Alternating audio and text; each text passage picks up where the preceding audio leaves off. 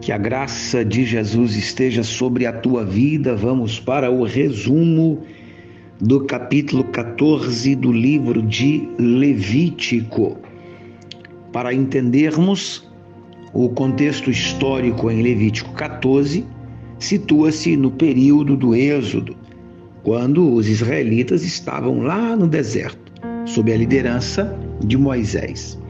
Este contexto, ele é crucial para entender Levítico 14, pois vai refletir a formação da identidade das leis na nação israelita. Como parte do Pentateuco, Levítico desempenha um papel central na definição das práticas religiosas e culturais dos israelitas.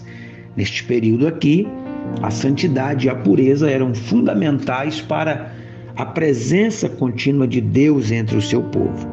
Levítico 14, com suas leis detalhadas sobre a purificação, reflete esta ênfase na santidade no acampamento e na comunidade.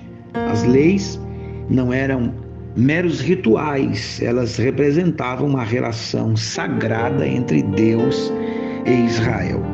No versículo 4, o texto diz: então o sacerdote mandará logo que se tomem, por aquele que há de ser purificado, 2 aves limpas. E aí, uma ave devia ser morta, o que tipifica a cruz, e a outra devia ser solta ao céu, o que tipificava a ressurreição. Continua dizendo o versículo: e madeira de cedro é um tipo da cruz, e escarlate fala da peça de tecido que era da cor escarlate ou vermelho, que tipificava o sangue derramado de Cristo. E hisopo tipifica a humanidade de Cristo, quer dizer, sua encarnação. O Deus que se tornou homem, com o hisopo era aspergido o sangue, o que tipificava o sangue que respingou das feridas de Cristo na cruz. Versículo 5 diz: e o sacerdote então ordenará que se degole uma ave num vaso de barro sobre águas vivas.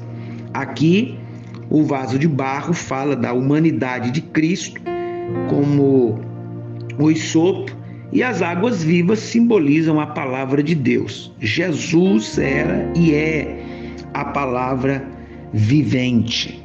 O capítulo 14 é bem longo, mas nós vamos procurar ser sucinto no seu resumo, pois estamos lendo os capítulos, né?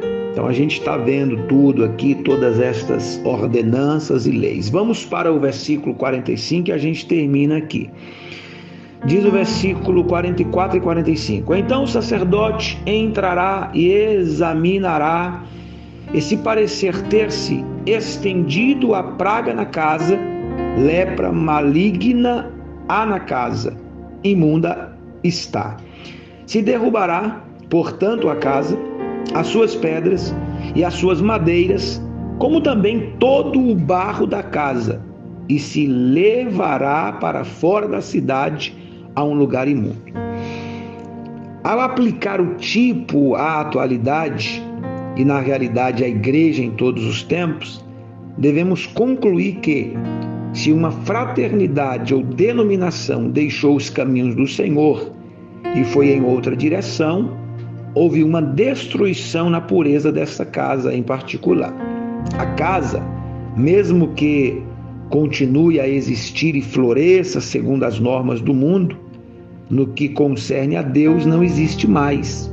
A lepra, quer dizer o pecado, começou pequeno, entretanto, não foi apropriadamente tratado e, em última instância, tomou toda a casa, tornando esta casa, ao menos no sentido espiritual, pronta para a destruição. É dessa maneira que as coisas acontecem. O pecado, a queda, ela nunca acontece de um dia para a noite ou de uma noite para um dia. Começa pequeno e vai se alastrando. Eu comparo o pecado como a umidade em uma parede. Todos nós já vimos uma parede com umidade. Começa com uma pequena mancha e se você não trata, aquilo vai tomar a parede inteira e se deixar vai até derrubar a parede. Assim é o pecado. Ele é lento, ele é devagar, mas ele é eficaz, ele destrói. Portanto, fechemos as brechas. Portanto, tomemos cuidado com os pequenos sinais, nos afastemos. Lembra das palavras do Senhor? Fugir da aparência do mal. Que Deus nos guarde e nos abençoe no nome de Jesus.